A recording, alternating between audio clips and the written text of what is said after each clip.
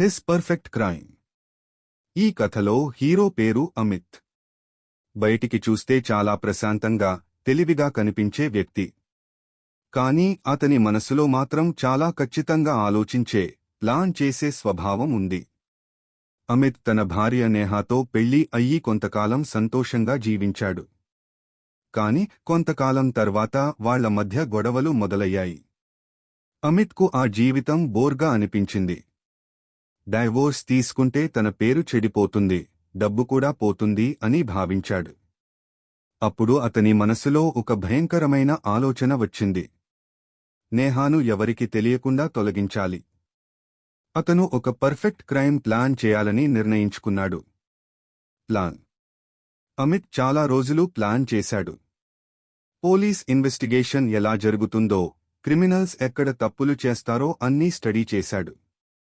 అతను ఇలా ప్లాన్ చేశాడు. తనపై ఎలాంటి డౌట్ రాకూడదు. ఎవరూ చూడకూడదు. ఒక బలమైన అలిబి ఉండాలి. చివరికి నేహా చనిపోవడం ఒక యాక్సిడెంట్లా కనిపించాలి అని నిర్ణయించుకున్నాడు. ఘటన. ఒకరోజు అమిత్ నేహాను హిల్ స్టేషన్ ట్రిప్కి తీసుకెళ్లాడు. నేహా ఆనందంగా ఒప్పుకుంది. అక్కడ ఒక అందమైన వ్యాలీ దగ్గర ఫోటోలు తీసుకుంటున్నారు. నేహా అంచుకు దగ్గరగా నిలబడింది.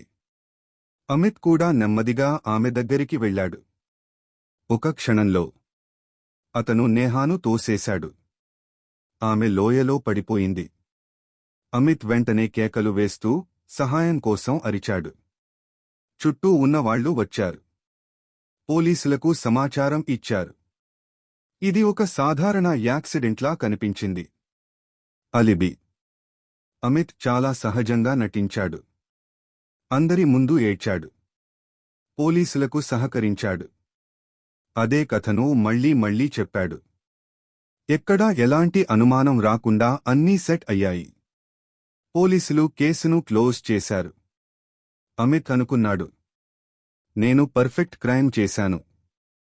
ట్విస్ట్. కానీ ఒక చిన్న తప్పు అతన్ని పట్టించింది. పోలీసులు నేహా ఫోన్ను చెక్ చేశారు.